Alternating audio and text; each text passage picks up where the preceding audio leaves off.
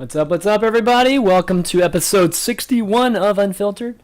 I'm your host, ChanManV, and I've got the full crew back today. Got my co-host Destiny and my co-host Richard. There's this confusion that Richard's still a guest or a co-host or whatever. You should have done an announcement. Oh, I should have done a press release, right? But, Was this Gem's doing? Did Gem accelerate you to the... So I talked to Toby. Toby, was negotiated the co-host role with me, and no. Basically, it was like an invitation that's lasted Toby 10 months got now. access to all of Chris's 40 accounts and saw their upvoting and downvoting history, and he threatened to go public. Oh my God. And that's what led to me getting promoted on Unfiltered. So, in many ways, it was Chris's fault, but we can thank him for it. I'm happy with the deal. I get 50% of all the revenue now from this show, so please subscribe and don't use adblock. Yeah, so the invitation's been out there for 8 months, and apparently he just accepted it last episode.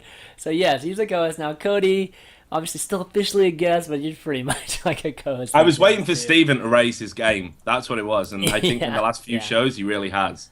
Yeah. Our sucker dick montage on the Unfiltered remix is the stuff of legend. So. Yeah, did you guys catch that? The Unfiltered remix is out. Got a chance to post it. Nice username. Big shout out to him, of course, for making those. But Cody, like the stash, bro. That's I have it until EG loses at TI, and if they win, it's a whole year. It's a whole year, and they're looking fucking good, man. They're looking good. Yeah, bets were made.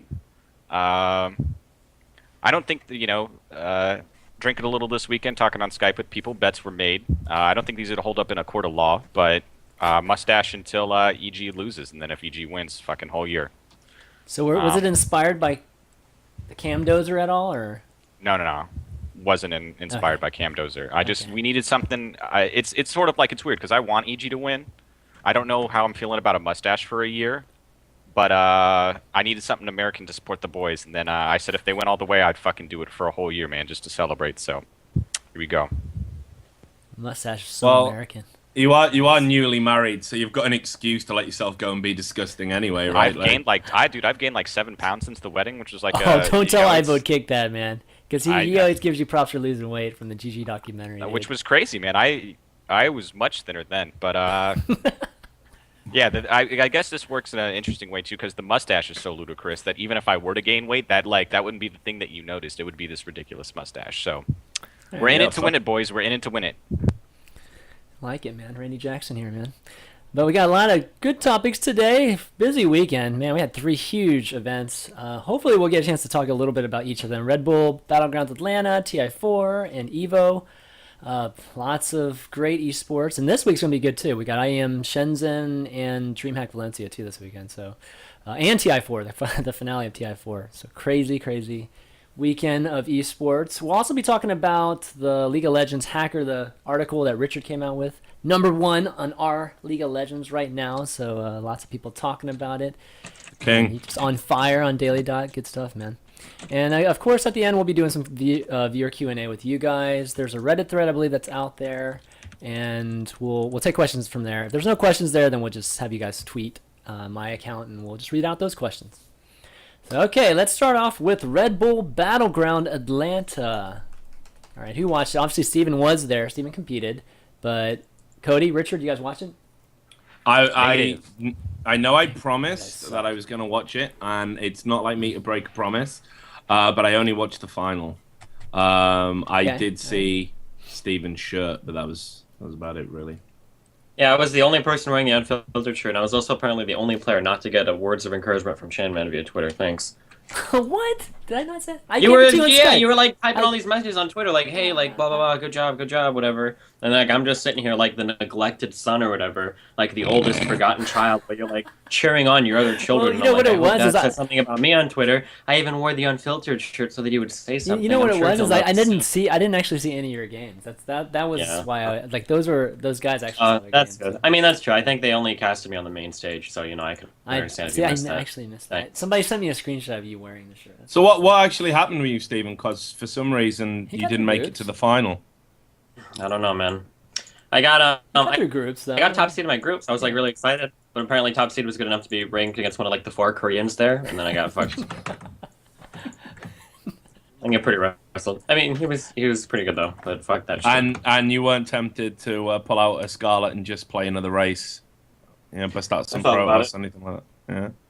But then I realized my Platinum League Protoss probably wouldn't have been good enough. Well, Shame. I watched it, and I I actually really enjoyed the event. So I'm gonna go circle jerk here, guys. Get ready. But no, there was something very like old MLG-ish about it. Like watching as a fan, like there were a lot of things about it. Just seeing obviously all the NA players being in it, but with just mixing in just a few of the Koreans, and a lot of these Koreans live in the U.S. too. I felt like it had that balance, that kind of magical balance that we used to see with DreamHack and some of the ESL events too. But the how they did just having a lot of the lesser known players on casting with like Axel Toss, or even doing some of those trash talking videos, it kind of made me think about old like MLG 2011, 2010, and getting me a little nostalgic about it. But it was like really great feelings. So I really enjoyed that. I like the cam dozer part. I felt like was an example of what you can do without having some model that you just hired off the just hired from an agency to talk about StarCraft or do all those interviews for you. I mean, Cam Dozer I think did a really good job. His mustache was not really necessary, I guess, because a lot of people it kind of distracted from actually the good interviews that he did. But I think overall, he did a really good job, and the community really reacted to that too. No surprises. I think all the Koreans, all the Koreans or all the favorites ended up making it to the finals or making it to the semifinals and into the finals, and obviously Bomber ended up winning. But it was good to see just some of the NA players kind of matched up against them and having some decent games too. Huck, dude. Yeah, Huck that's got to be one of the stories of the whole event. Again, I didn't get to see any of the games, but when I was like watching the final and heard about how well he'd done, I mean, fair play. I think he's been slowly coming back. I got to say that. I think he's been getting better. He's improving. I think he's been performing better this year for sure. For sure. I had 100% agree, along with every other Protoss in the entire world. Hey, at least the Protoss didn't win this tournament, but... Huck has been getting better. I'm just fucking... Go ahead, Cody. Yeah, the sort of the year after his his big $1 jillion EG contract, he didn't have the hottest year of all time, and I think that was probably the low point in like where he was performing. But the last 2 years, 1 year, 2 years, I think he's definitely been better. This year in particular, he's been performing well, streaming a ton. I don't think it's any secret as well. Anyone who knows the StarCraft scene pretty well knows he went through some personal shit as well, which would certainly divert your focus, so to speak. But I always liked him. He was my first ever StarCraft 2 interview. Back when he was at Team Liquid. Of course, when he was at Team Liquid. We wouldn't have let him do it, so. Yeah, I was going to say, I have to stress that back when he was at a cool organization that can let bygones be bygones. Yeah, I got to interview him. But no, it was the first one. I didn't have a clue who he was. I got introduced to him by, might have been Morrow, or was it Bumblebee? I don't remember anyway, because I interviewed Morrow as well. Like Morrow was stood with him, and whoever introduced me to him was like, "This is like one of the biggest StarCraft players, going at the moment." And because of his foreign accent, he said Huck, but it sounded like Hawk. And I didn't know who the fuck Hawk? this guy was. Yeah, because I was just Mr. Oh Counter-Strike journalist. I was like, "Oh, hi, nice to meet you, Hawk." Like he was from fucking Legion of Doom or something.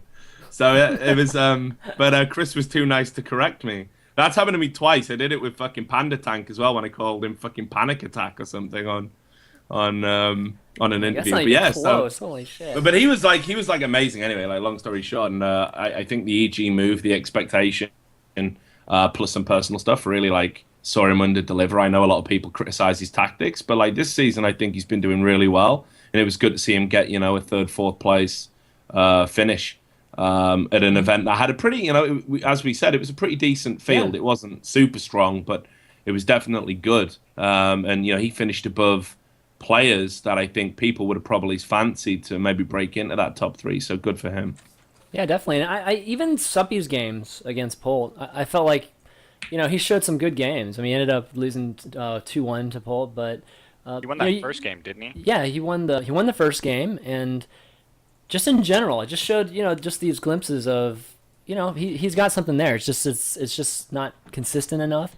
And even Vibes, I think, first game, and where he ended up falling behind against Bomber, even showed glimpses of just really, really good control, really good macro control and micro kind of in these really dire situations. And I don't know, it just, I wouldn't say it just gives me this hope, but it kind of does. It kind of gives me. It's kind of great to see some of these NA players get a chance to play against the Koreans and at a big, kind of high profile event, because it encourages them too. I think it motivates them too when they can get a chance to be on stage and that sort of bit and see how they measure up, because a lot of times you don't get to see that when it comes to the ladder and that sort of bit. So getting a chance to see that was really, really great. I think the casters did a great job. Nathanius obviously was on here last week. Really, I'm starting to enjoy Nathanius and Rotterdam a lot more, like, together. The more and more I see them. Day 9, obviously, Sean's just always a cornerstone of the Red Bull events too, hosting and casting too. And then Axeltos, he was just manning that second stream. And I felt like he had a lot of control of that second stream. He could just pull on whoever he wanted. So, having him pull on like Livy and a lot of the other folks. Actually, Steven, did you actually do any casting on the second stream there? I didn't see. No, whenever I lose tournaments, I pace the fuck out. I go downtown, find some hookers, relieve myself. My god. De-stress. No, anyways, it was cool. I mean, that second stream was, kind of get to know the players type of stream, which was nice too.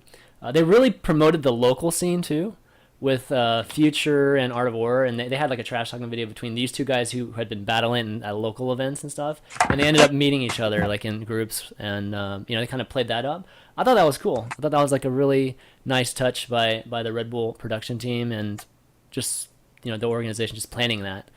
So a lot of things I feel like they did right. A lot of players went to Battle and Brew the night before too, right? Yeah, so that's always cool when you can sort of integrate these sort of local staples into tournaments like this. I think that's always sick. And Battle and Brew is like a regular thing. It's not just like a one-time, barcraft type of thing. Before it happens periodically, and there's rivalries, local rivalries there. So yeah, integrating that was really cool. But yeah, overall, I was really happy with it. I felt like this is how more of an NA-centric type of event should be done, and I think they did a good job of making it entertaining too. Everybody's StarCraft 2 community can be, a little snobbish when it comes to just wanting to only see the top level StarCraft 2 players and only wanting to see that. So them taking a chance in doing this, I mean, just kind of shows that Red Bull's about trying to build this NA scene up a little bit more and doing that. So yeah, I was really happy about it. I think just before you move on, Chris, as well, I pasted a picture in the group chat that I think you should bring up. It'll make up for you betraying Steven. This is how sad I was that you weren't here after I wore the Unfiltered shirt. I was so disappointed. All I wanted to do was cry. This is me holding in my tears.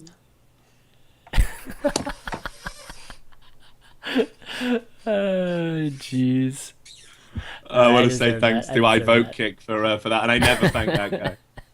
Oh, so we didn't even talk about the best win in the entire entire tournament for me personally. Okay. So this guy comes up to me like he's just like a Masters player. I don't think he'd never top 8 Masters, never Chimmer, just a Masters Zerg player. And he's like, "Oh, hey Destiny." I'm like, "Hey, what's up?" And he's like, "I have Ruff the first round. Like, what do I do? Like, how do I beat him?" He kind of jokingly says. And so, like, I break down to him, like, pretty much exactly what Ruff does, right? Ruff will open, like, barracks into factory before he CC to try to rush 4 Hellions in your base and color your shit. As long as you block those 4 Hellions, his macro game is diamond late. Like, you're fine. You're totally fine, I promise. And so true, actually. And when we talked about how he plays, like, the matchup and whatnot, and he actually went on to beat Ruff on the main stage. Oh my god! Seriously? After taking advice from you? He talked to me afterwards, and he was like, "Yeah, dude, like I totally saw like everything you said, like it's exactly what he did, and it was pretty funny." How much do you charge for coaching, by the way, now? It's $200. Makes me happy to see Ruff. $200 Makes me happy to see Ruff lose to random Masters on stage. That makes me happy on the inside. But God, guys. Oh man, was it Nathanius and Day 9 casting Ruff's games were pretty funny too. All these crazy builds that Ruff has, man. So how was the event, just even overall? Like, how were the players treated? Good. Everything was pretty good in terms of like events. I don't think anybody could really complain. the staff were a little bit kind of pushing, getting players to where they needed to be. But I mean, I think that was a good thing. They were making sure that everything kept running on time and whatnot. The computers were pretty fucking shit. I'm not gonna lie. I almost made some hug tier tweets. Oh man. Dude, The last game that I played, the last game I played was actually a joke. Like if you watch the final battle, I got like 3 frames for the fight. Like the first frame was I saw the enemy's army. The second frame was half of my army was dead. And then the third frame was like half my base was dead. I was like, really? There were like 10 people behind me. Like no one was saying anything. I was just like staring at my screen. I was like, okay. Damn. And that was the second computer I got into. But that's why we don't buy pre-builds from shitter companies like Cooler, Buy Power, I Buy, Awesome, whatever that bullshit, right? They don't sponsor you, do they?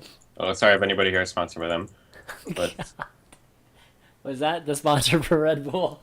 Oh my god.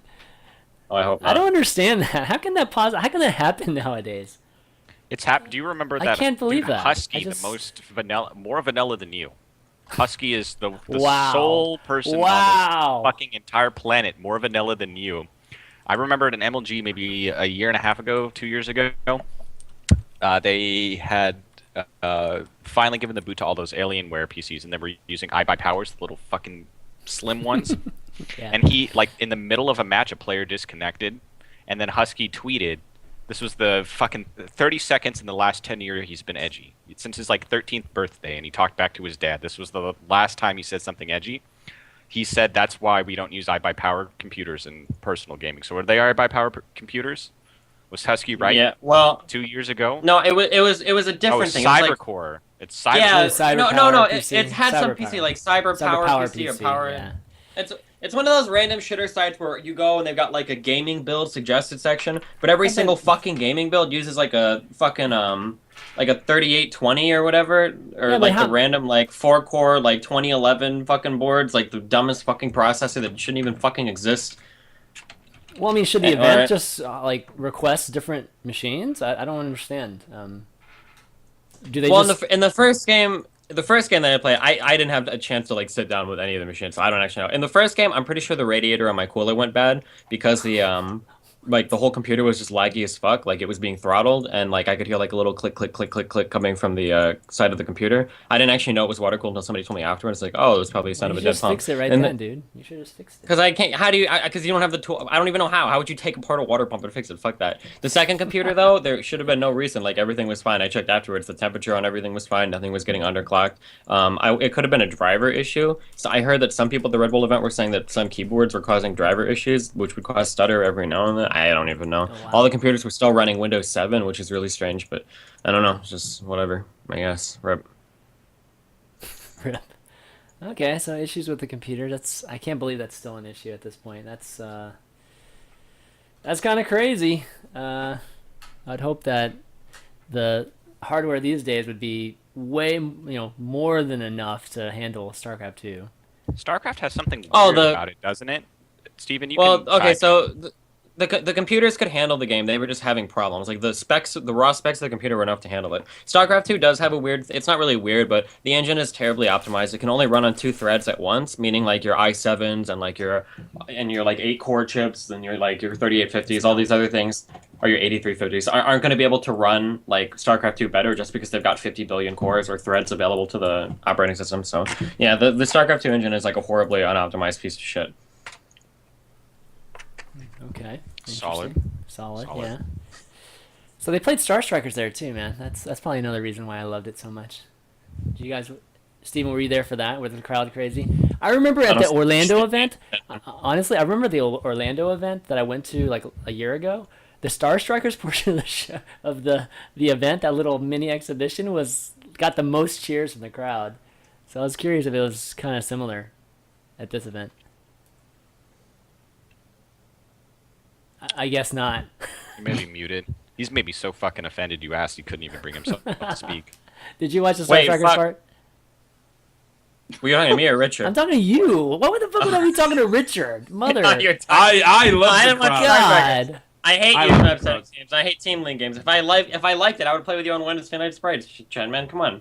God, what a dick. No, I didn't watch any of that fucking shit. I was too busy off fucking hookers. I would already been knocked out of the tournament. Hookers and like threatening to bomb airports. What the fuck was that about What too, man? were the Wow, quality of yeah. the hookers Jeez. like at this event? Again, I'm asking What? Steven, not ChanManV. Richard.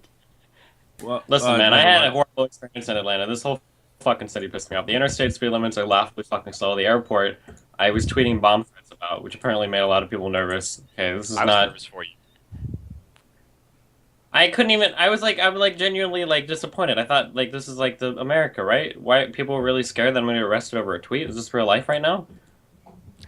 You sound like fucking Randy out of fucking South Park. I thought this was America. I swear to God, I read a story about someone tweeting something about doing just that in a. Yeah, but that was different. They like that was somebody that was like a 13 like or 15. They tweeted at Delta and they were like, "Hey, I'm gonna come bomb your airport" or something. It was like that. Like I would think that like mine, like if you'd look at it, like it's a little bit more obvious that this person is just venting frustration. I would think maybe, but I mean like it's okay because I'm sure the NSA then went through all of the conversations I'd ever have since apparently they record all of that information now and not just the metadata. So I'm sure that after they went through every single piece of information they had of me on file, they decided that I wasn't worth arresting. So I made it back okay.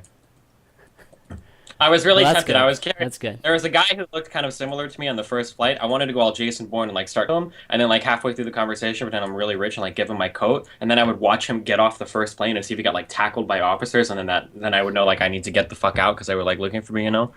But was that the purple trench coat? But I made it out okay. The Greek razor. Speaking of good, did you bring it? Oh yeah, dude, I wore it all over the airport. It was so fucking awesome. I felt like a watchdog, dude. Oh, watch.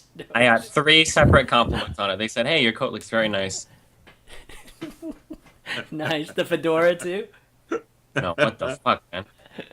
Oh man. It's, You don't want wanna push it hat too inside, so a dapper gentleman like Steven wouldn't dare wear a Do you fedora think, inside. here's a total hypothetical question. You don't have to answer this if you still want to fly in the United States. Okay. Yep.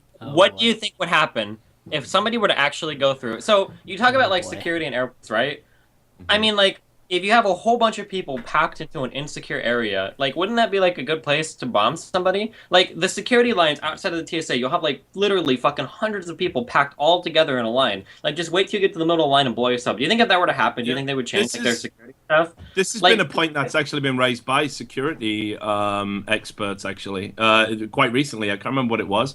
Yeah, because in the UK, this is what it was. In the UK, we just had something the other day where now, if you're flying out of the UK, what we have to do is, if we've got a device like a laptop or a fucking phone or an iPad or whatever, yeah, we've got to show that it's like fully charged, it's capable of being switched on. And if you can't switch it on, they confiscate it. They confiscate it because what they're saying is you could have hit a bomb in the battery area, and so the point of that is a security expert came out and said, well, you know, if you were going to do that, then obviously you would just blow yourself up at the ridiculous queue, you know. I'm imagining in the future, like the most American security checkpoints ever. You're like, you go through security, and there's like the Geek Squad bench, the Best Buy Geek Squad, disassembling all your devices and looking through for fucking bombs. Oh my god, dude! They should just have like 2 airports. You could have like the black market airport in the United States where there's no security or like reasonable security, and then you have the TSA, and then you can actually fly at your own risk. This is free market capitalism. What do Americans prefer? Not having your fucking ass screened by security every time you want to fly in a fucking airplane, or the super fucking safe route that no terrorists can get on, even though terrorists killed less people than like fucking like llamas, whatever, like per year. Oh my fucking god! Dude. And again, yeah, there was a report in the I think it was the Independent or it might have been the Telegraph over here where they showed that in the something like for the last 5 years, more people have been killed by bee stings than by terrorists. That was the story they were running over here, and they were like trying to basically say, you know, there's no justification for many these things. people. Yeah, terrorists. Well, don't no, actually... do you remember that motherfucking shoe bomber? Do you remember that guy who like he had a bomb in like his sock, and he tried to like light it with some matches on a plane. Everyone was like, "What?" It wasn't in his sock, right? It was in the soles of his shoes or something. The way I envision it is. Right, it was because he didn't even get the match to light. This guy couldn't even strike a match. I'm like, what are you doing anyway? Like, what is this, Wile E. Coyote? Like, you have to light the bomb manually with a fucking match, right? Yeah, but yeah, and he just got tackled by like some nun who was like sat behind him, like, stop that, Sonny, and just you know, with just the ruler absolute and shit. That'd be hilarious. Like, if that's the caliber of like international terrorism, it's okay. I'll take my fucking chances. Just let me have my fucking laptop, please. You know, seriously, like I wish we could at least, like, if we could just get like the other stuff that goes along with like having the overbearing government, like that'd be okay. Like if we want to like be like the government babysits you and socialists and all that, like could we at least like get the free healthcare and shit to go along with it? Like why do we get the worst from capitalism and then the worst from like a huge fucking government that wants to babysit? Like why can't we like at least just like pick one or the other, you know? Like Jesus fuck. I don't get it. I've never understood it. I mean, George Carlin in his last few stand-ups, I think it might have been the Life is Worth Losing one. He talks about how it is a form of control. It's basically to see what the populace will tolerate for implementing those security measures domestically. Not just when you want to fly, but we can get to a kind of situation where we end up like how it was in a lot of fascist states. Papers, please. You've got to literally produce your civilian documentation at the drop of a hat to police and jump through all these hoops, otherwise you could be arrested and detained. I don't think that's incredibly far-fetched. I mean, the way George Carlin described it was, he said the American government wants to shove a white, red, and blue dick up your ass. But I think there's definitely a more sort of eloquent point to be made about it. I mean, I always think it's insane when I travel internationally, and I haven't been to the States for a while, but it was getting ridiculous, post 9/11.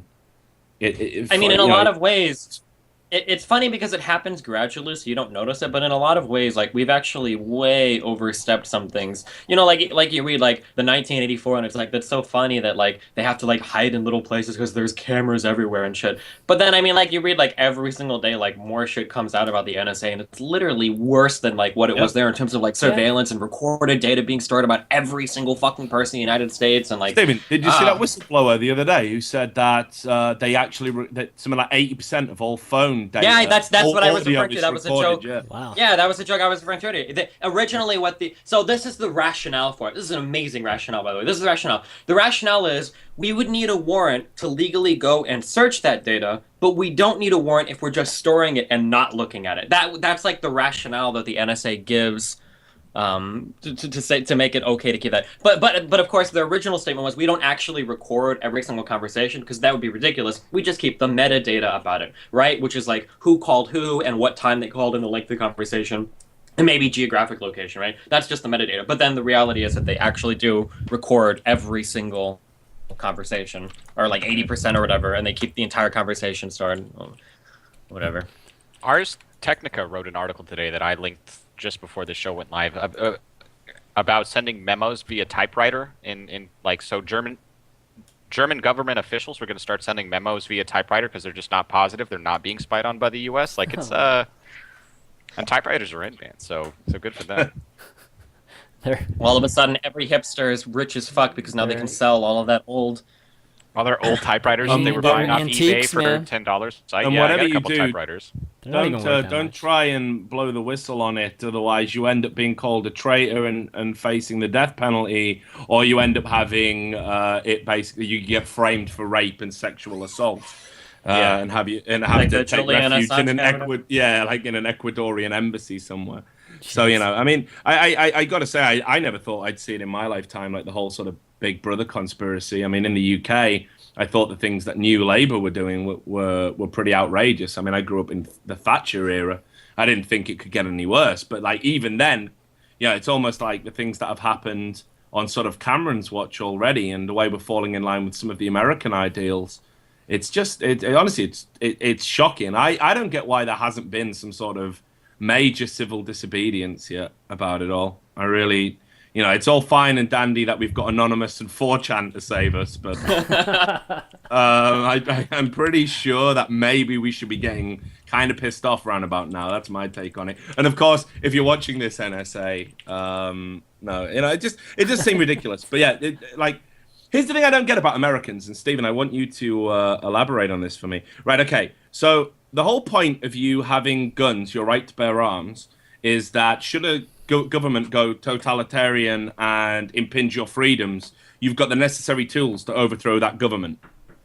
To some extent, yeah. That's was the rationale, purpose. okay? Like, yeah. The original reason, yeah. Yeah, so what the fuck, dude? Why aren't you out in the streets killing politicians? Come the fuck on. It's time.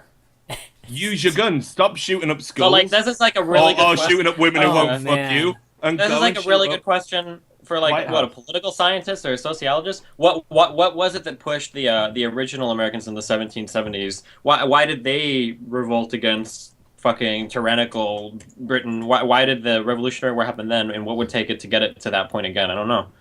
A lot of people always talk about it, but I mean, like, usually they just talk a lot of shit. I think that life is too nice right now to like actually want to like do shit.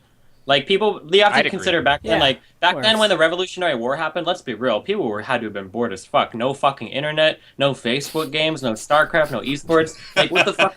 Couldn't even fuck bitches all day because 90% of the population have syphilis. Like everything was fucked. Nobody shaved. Like, what the fuck are you gonna do besides like, hey, like if somebody these days like, hey, let's revolt against the government. You're like, yeah, sure, but I mean, like, let me go pick up a couple Whoppers first. Maybe I'll go watch the game like Monday, and then after that, like, we'll see. But I mean, like back then, I think they just had so much more free time. That I was like, yeah, sure, why the fuck not? You know, maybe there's just too much shit to do today. Our brains are overloaded. I mean, don't get me wrong. I'm not advocating the murder of politicians much. Maybe just the right. Oh, I will. I'll advocate it. The murdering of senators and House of Representatives. I'll advocate the fuck out of that. Oh my God. Our government is fucking worthless. Let's bring this shit back. Let's bring this shit back to esports, guys. I don't advocate for it, CIA and FBI. Yes, I don't either. I will advocate. You know what would be a great esport is fucking online poker. But good thing the United States stepped in and shut that down. God forbid our freedoms. Let us play poker online. Holy fuck. I was just going to say I will advocate the shooting of certain esports celebrities, though. So, but not politicians. They're all right. All right, let's talk Destiny 1, guys. Move on from that Battlegrounds tangent. Before we do, there's been some breaking news while we were planning the revolution. What? Vibe has left Root Gaming, apparently. He has. Oh, he has? Oh, okay. So, just no details on where he's going, unless I skimmed it. Maybe like all of this talk, he heard it and was like, yeah, fuck man, I should do something about this situation. And he's like left Root to basically wage a one-man jihad against the NSA. Is that possible? He's gonna join Seven Jacks Gaming with me and Wani. Oh my God. Me and Big Juan, man. Seven Jacks. I'm bringing Artosis in the fold Dan's too, boys. Too, man. It's all there, man. I'll be in touch with your manager here shortly, Richard. You could probably Seven Jacks, Richard Lewis. First sponsor. Okay. So I mean, Vibe very well. I mean, I know he's been kind of on the verge of doing it for a while now. It's just kind of staying with Root for the time being. So why is that though? Why has he been on the verge for a while, Chris? Give us some insight. Yeah, man. He sounds like you got the scoop. Well, I mean, he was at the house for a while, and then he hasn't been at the house for just in quite some time. He's been living on his own and playing on his own, and I think he's just stayed with him. I mean, I don't think he's been getting that much from them either. So, Root's always been kind of like had this family feel to it. Vibe's been with Root for a long time too. Well, Cats have to have another fundraiser to replace Vibe. We'll have to be some shit. I know about that. That's BM. That's BM, Richard. Maybe Vibe's got another opportunity. I mean, that's what I'm thinking because there's no reason for him to leave Root necessarily if there's no other opportunity. So. Does he still backspace inject? I still backspace inject, but I think that's been replaced. No, wait, what? That's what I do. Do you still backspace inject? I think that's like old school, dude. That's how I learned. Are we talking about StarCraft? Or? Yeah, so we're talking about... Oh, right. What do you think I thought it was about? some cool new drug that the kids were taking. Backspace. Most of the Koreans just use camera hotkeys and then drag now. I mean, if they want to, but that's a shitty way to do it. But it wouldn't surprise me. Really? That's what they do? Trick. Oh my gosh. Backspacing gets a little complicated the more queens you get, especially now because you bring queens everywhere.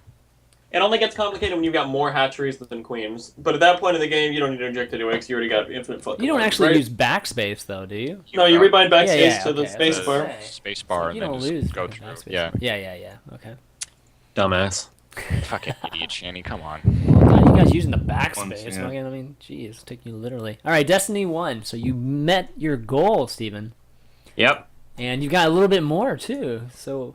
Oh, dude. Look at that. You got like 100. Actually, I don't know if people realize it. I didn't publicize it too much, but I also have like $2,000 in sponsorship money too. So I may bank on this. I'm ready to walk the fuck away from the esports scene. All right. So how many hugs are you gonna give? How many what? Like, have you counted all these? Okay, no, actually, there's numbers by here. So 79 hugs. All right. How many lessons? 6 lessons? Okay.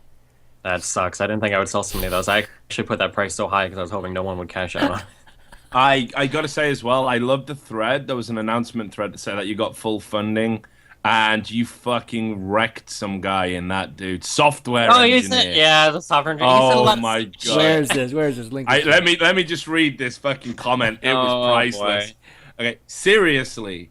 Full stop. I mean, like, great way to fucking start a post. Seriously. Full stop. Right? Destiny has a son to feed. Wait, what? I can't even read it. Destiny has a son to feed, and he is definitely doing it for the profit. But Reddit will still be riding his dick. This event costs him literally nothing because we are doling out the funding for him, and he keeps all the profit. He pays nothing and risks nothing to build his resume and gain experience running a tournament. Total Biscuit, on the other hand, is operating deep in the red with Axiom Esports and is actually supporting the community at his own expense. We should thank those who donated for this event. Destiny deserves only a shred of the credit for putting this together and risking nothing. And Destiny wrecked him. Oh, the reply is priceless. Well, just link it. Where the heck is this? Right, hang on. Fuck me, dude. Don't you keep up with current events with your 40 alts, Chris? Come on, I'm banned. One of them has to be looking at Reddit. I can't even read anymore, man. Right. Oh, yeah. You've got the mega ban, haven't you? Right, so there you go. But seriously, dude, like, just the idea that, I don't know, like, if you wanted to get rich, you'd run a StarCraft 2 tournament funded by Kickstarter with a complete transparent breakdown of who was getting the money. Even to the point where when a caster says, can you pay me $200 instead of $100? You have to say no, because it breaks the mold. That's how you make your money, guys. And that's how you feed your kids. Unreal. So there's still 6 days left, man. Are you going to get to the 6,000 mark? Are you going to add some more? Add some more perks? Get there, go TI style on this, man. Yeah, exactly. If you learned anything from TI, you got to set like just crazy. How about a reach around? Here's like a couple things that I have to consider. Right, the first part is this a good prize pool? Right, I don't know. Is this enough money to attract all the talent that I want to do? If it's not, then I would consider raising it for the next tournament.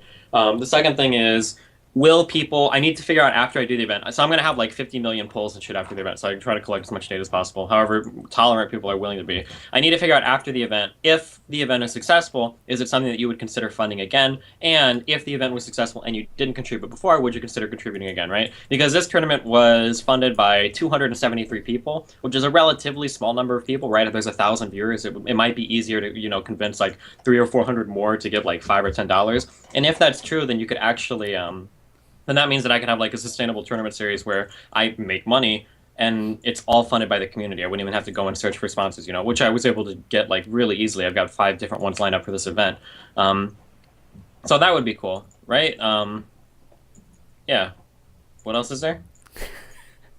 Oh, Caspa players. I hope that I get really good viewership for this because I don't think I really don't want to have any Caspa players in my event now. I had a really bad experience talking to their management, and I'm super done. Like, I hated Kester and Brood War. God, what was the bad experience? It's fucking arrogant. I just fucking hate him. I hate everything. I've always hated Kester. Where are my Brood War bros at? I don't know anything about Brood War, but it's definitely obnoxious to try and get in touch with Kespa officials, and there is a lot of sort of red tape you have to jump through. I can imagine to be shitty. Okay. Here is one of the emails this guy sent me, okay? This was my, Yes. Wow. Yeah. Okay. What is this? Come on, Steven. Do it. Oh, God. How do you do it? I posted in the Skype chat. Well, no, you can read it. Read it. Richard, you have a good reading voice. Let Steven read it. No, we need TV. No, listen. Shit, we need TV on here for readings. Once I finish the tournament, I'm gonna do like a post-tournament breakdown. I'll copy, Total Biscuit does his write-up, like his post-mortem, where I'll track this is how much traffic I was able to drive to different sponsor sites. This is the metrics of what was the conversion. You're being really filtered right now, Steven. No. I'm breaking it all down at the end. I don't want to start it now and then have it filter on through. It'll be fucked up. I'd rather just break it all down at the end. Okay, the summary of the email. So basically, you're not going to be getting that. The summary of the email is Kespa has nothing to gain by letting you use our players, and you've got everything to gain. So fuck you. That's kind of the summary. All right. So I sent him back after he sent me that. I sent him back another email saying well, this is just a LAN. You don't have to actually pay money to send anybody anywhere, right? And then this was the and then this isn't the one that he sent me after.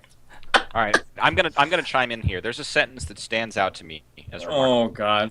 Yeah. What's up? this will be the first tournament that you're hosting, and you do not have an established fan base for your tournament. Yeah. I would respond and say, listen, when I fucking turn on my stream, I get 1/4 of the Pro League viewership. So I would say the problem is that's what I would say. I would man. just say that. I would show him a number. Just take a fucking screenshot, Steven. Just send the screenshot back. If the first tournament is successful and I do manage to get like decent viewership, which would be really cool, right? If it's successful and I manage to get decent viewership, why the fuck does he think I'm gonna let him in on that in the second fucking tournament? Like, Kessman get fucked at that point. Like, why would I give them access to my platform when they literally fucking like stiffed me the fuck out the first tournament, right? Like, do you understand that? Do you think I'm wrong in thinking that? Like, no, I'm totally with you, man. It's like, get on board at the start. Don't expect to come into something when it's successful. We take the risk together. We're a partner. That's how it works, right? Yeah, but it's even more sad when you consider the fact that I don't think, like, I don't remember if I asked you guys this earlier on Skype or if I asked my chat, but like, I'm pretty sure not every single Kespa player is salaried, right? Like, there's got to be some actual players that could stand to like make like a little bit of money playing in a tournament, and like Kespa, the organization, like, no, you can't do it because like, I don't know, it's like, it's really fuck up to me. I was really rustled like dealing with this free email, but I'll do it at the end. That's an interesting question though. I don't know the answer to that. If every single player in Kespa is paid a salary, even if it's really tiny. Fuck Kespa. They were maybe going to make a deal with Azubu anyway to exclusively broadcast stuff through them, and it died on its ass. So they can get fucked. They're assholes. So Steven, how important is it to have these players? Like, I would think it's really important. No, do the sponsors? Is it contingent? Like, are the sponsors contingent on them? No. All of the sponsors right now are more or less, in my opinion, I feel like they're kind of charity sponsors. Like, I can give them like rough estimates of numbers and shit, and obviously I try to lowball everything because I don't know. But no, like not like the sponsors that I have now, like the real sponsorship coming or gathering will happen next tournament because then I'll have solid figures to rely on, right? Like, hey, like I get 2,000, 5,000, 20,000 viewers, you know, and it looks like my conversion is approximately this. I can drive this much traffic to your website, so you know you can count on this many people showing up, and then so like the real sponsorship gathering will come next to it. And in terms of like how important were these players this time, I mean, they're not like important like I need them for the sponsorships, and actually I don't even need the sponsorships because the tournament was fully publicly funded anyways. But I mean, they did have some really great players that I wanted to invite. I mean, like if you look at the shit, anyone in particular? Yeah, I had a whole list of people. This is all of the people that I was originally considering for inviting. Okay, we've got Snoot, Scarlet, Innovation, and then there's so these are the people that I think are on the Kespa teams. I could be wrong on some of these, so fuck me if I am. Maru is a Kespa player, right? Genera Green Wings. Yes, is Prime part of Kespa or no? Are they now? They are now. Yes. Prime. They are now. Okay, so MKP is somebody that I wanted to reach out to. Flash, obviously, I wanted to reach out to. Some kids on SKTT1, that's part of Kespa too, right? Sulky and Sue. Yes. Yep. Yes. Yep. Is IM part of Kespa too? No. I don't know about that actually. I'm not sure if they are or not. I think Prime and IM were the ones to go over. Let me double check though. Okay, so Trap is somebody I wanted to reach out to. Parting and Classic are people I wanted to reach out to. Yes, they were. Yeah. Yeah, and then Rollster Zest. Yes. I'm sorry, that's Zest. KT. That's Zest. KT. Yeah. KT. Yeah, these were all guys that I was reaching out to. They were part of my original invite list, and they're all people that I have no access to now. But I did get my invites. I did get. Does everybody know all my invites now? Oh shit! Is your caster list public? Yeah, it's Jeff, Nathanius, Todd, and Minigun. I got notebooks and QX. Keep all this information. Yeah. QXD did a great job with WCS America. Did you get him? No, fuck off. Okay, these are my. Have you invited Maximus Black? These are my confirmed invites for my tournament. Okay, here's the 8 confirmed invites. I've got Life, Start Till Life, MC, Hero from Team Liquid. I've got Holt. Is this in a notebook, by the way? Did you write this down with pen and paper? Yeah, I did. I've done so much the NSA can't track it. It's not taxable, man. It's not taxable. You have no idea how much shit that I've written down, pages and pages planning this shit out. Anyway, so Life, MC, Hero, Pulp, Snoot, Scarlet, Innovation, and Violet were the 8 that I got to accept my invites, which is an okay lineup. I'm happy with that lineup. That's pretty good. What do you mean? It's just okay. Well, yeah, but I mean, like people like Flash. I really wanted Flash in here. Sulky Sue. I really wanted Sue in here. Maru. I really wanted Maru in here too. But rip. And then for casters, I've got Nathanius, Rotterdam said he would, Minigun, Todd, Total Biscuit, health permitting, and then In Control are my 6 casters. So what is your main focus for this tournament? Do you want this tournament to literally be the best players in the world battling it out, or do you or a little bit of personality mixed into this? I mean, Nope, what is I want it to be it's just going to be a boring, solid, rock solid tournament. That's what I'm looking for. With a format that I personally think is superior to all other formats because I don't like some of the other formats. So there are a couple things I'm changing. There are a couple things I'm changing that aren't like standard right now that I think should be standard, but I mean I understand why they aren't for some reasons, right? So my group formats are all going to be done in round robin, right? A lot of people do group stages where they do like 1 versus 4 and 2 versus 3, and then the winners of those two play, and then the losers play, and then you have the final match. I don't like that format because what you can happen sometimes is you can have like the second best player in the group can be stuck in an area where they can't beat one guy, and if they play him first and then they have to play him again in the group stage, they're eliminated from the entire tournament just because there's one guy they couldn't beat, even though they might be able to beat everyone else in that group, right? Yeah. So the groups are being done round robin, which is something I feel very strongly about. I think that should always happen. I don't like groups that are done where you can get eliminated just because there's one guy you can't beat. Because if you're the second best player in the group, you should advance. So there's that, and then the quarterfinals are going to be the round of 8 is going to be all best of 5s. The round of 4 is going to be all best of 7s, and then the actual finals is going to be a best of 9. I'm looking forward to that too. I always think more games is better to reduce variance. I mean, like there are. I wish I could remember offhand, but some of the most epic moments in StarCraft 2 have been like literally. I want to say it's happened in GSL at least once, and it's happened other times too, where you get a player that's down 0-3 that comes back and manages to win 4-3. Like those situations can't happen in a best of 3 or a best of 5 final. Like it doesn't happen, you know. So I think more games to showcase higher player skill and whatnot is really cool too. So those are a couple of things I'm changing. Yeah, it's gonna be fun. I thought one of the things that you were going to do was try and get Greg to come out of retirement and play, right? I reached out to him to ask him if he wanted to, but I didn't get a response back. I'm assuming he's busy with the Heroes of the Storm stuff. Well, yeah, that's bulging and thriving, so I can get why he'd be busy. But, something Total Biscuit mentioned. I'm not sure how I'm going to handle tiebreakers yet. I'm probably just going to do sudden deathmatch. I'm kind of hoping that no tiebreakers come up because I don't want to have to deal with it. I might just cut my stream with that. No. Figure that out, dude. Definitely figure that out. I had shit happen to me whenever I. Yeah, no, I'm just fine with you. Oh God. We'll do like sudden death matches or some shit to figure. Right. Okay. So now the important question: how are you gonna dispense the hugs? Do people have to queue up in a line and you do them like one after another? Or... Oh, you just have to find me at a tournament. I give out hugs all the time, man. Dude, tournament? Really? How many times are they gonna find you at a tournament? That's like. Yo, they paid $10, man. Are you going to be going to all the tournaments from here on out? You didn't give me a hug at home. You going to BlizzCon? I'll be at Red Bull Detroit. Okay, Red Bull Detroit. All right. That'll be good. So everybody, you 79 folks that need a hug from Destiny. How are you going to verify who they are? Do they need to like print out the PayPal or? Do they have a name tag that like with their usernames? Do you dispense a coupon? How does it work? Like everybody gets the hug. Like it's on the honor. It's on the honor system. It's on the honor system. Big ol' Jason's next hacking target's going to be this hug list, man. He's going to start fucking spoofing the NSA and rapidly compiling a hug list. Oh, shit. That's funny.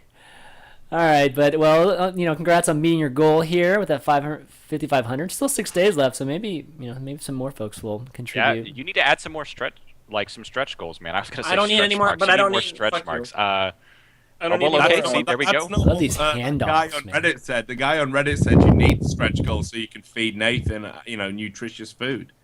So you need the stretch goals, bro. You got to feed. At $6,000, I start shopping at Whole Foods for the week. Going organic for everything. All right, so that's gonna be great. That's gonna be August 3rd. Is that right? Yeah, August 3rd.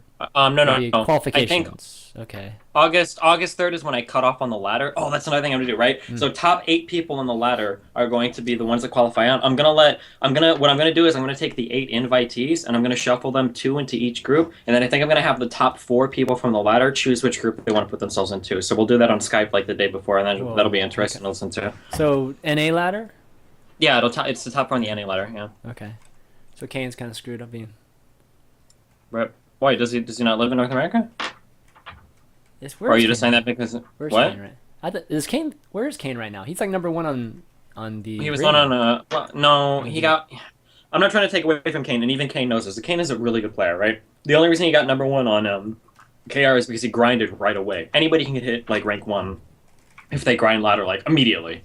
And Kane knew this. He even said it. But I mean, he's still a really good player, and he's still really good. But yeah, that was the only reason. I don't think he could hold that number 1 spot throughout the entire season. Yeah.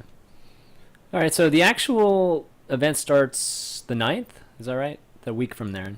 So. The actual event itself is the 5th through the 10th. Oh, 5th through The the 10th, 5th, okay. 6th, 7th, and 8th are going to be group stage games. It'll be one group per day. Okay. The 9th will be quarterfinals, and then the 10th will be semis and then actual finals. The times are really bad for Americans. Well, not really. They're bad for American viewers, but they're really good for Europeans, and they're pretty good for Koreans. So the time zone thing is really hard to do, trying to keep all 3 regions in mind. Oh my god, 10 a.m. Yeah, it's a really good time for Wow. Europeans, though, and it starts at a really good time for Koreans. It goes a little bit late into the night for them. I think the games will end at around 2 or 3 a.m. Korean time, but I mean, it's not. I don't think that's unbearable for gamer people. And then for Europe, it's not like, at all, no. No, yeah, no. I think people are for used to Europe, it. it's a really good time, and then for North American, I mean, you fucks need to wake up earlier anyway because Exactly. you all let yeah. your esports die. That's the magic time for it. If Americans can't get up by 10 a.m., it's okay. They can probably get fucked. Yeah, exactly. Well, it's Pacific. It's 7 a.m. for you guys, Cody. So. Who cares, All man? right, Still, well, that's anyways, easy peasy. Good luck with that, and it'll be again. Hopefully, we'll hear about some more about it next week, just where you are with the planning stages. But wanted to talk about another event that's going to be happening. The community. It's the Base Trade TV guys are doing a 5K event too, and I wanted to mention it too. They have some good players too here. They apparently. Let's see. Yeah, so they have different set of players, right? They got Bomber, MMA, Puck, Stork, Oz, TLO, Supernova. You can check it out, guys. It's on a TL thread, but guys like Riff and the Base Trade TV guys are planning this out. It's going to be July 23rd, I believe. I think it's next weekend. I think it's next weekend, or next week. So be sure to check that out too. That's really cool that they're able to host this event, 5K event too. And I'm sure we'll hear more about it.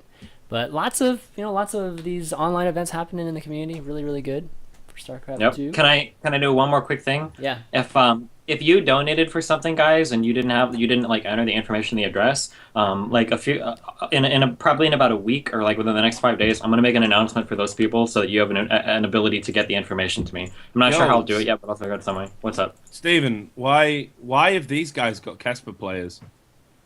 Base Trade TV. Good question. I wasn't going to say that. But...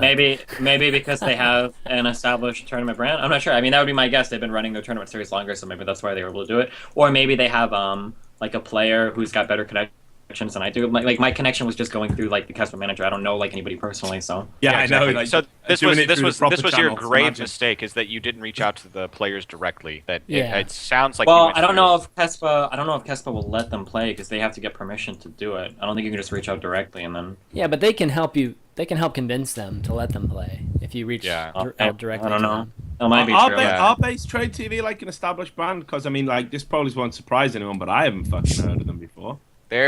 You got to be pretty deep in the stars. Yeah, they do a lot of community things. They cast a lot of they do a Chris, lot of. are they nice guys? Will you vouch for them? They are. They do great work.